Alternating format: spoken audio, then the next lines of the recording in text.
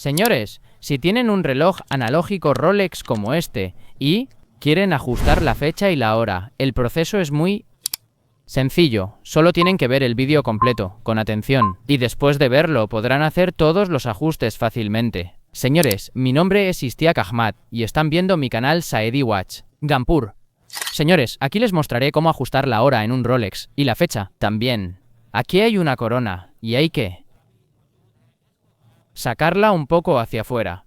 Señores, cuando la saquen hacia afuera, de este modo, después tienen que girarla al revés.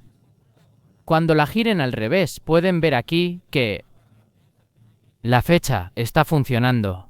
Aquí solo tienen que ajustar la fecha de este modo.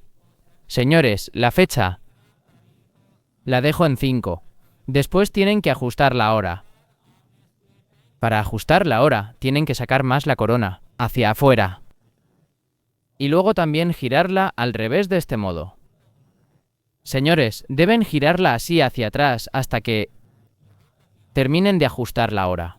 Yo aquí pongo las 5 menos cuarto. Aquí ya quedó ajustada la fecha, y la hora también. Ahora tienen que empujar la corona completamente hacia adentro. Señores, aquí pueden ver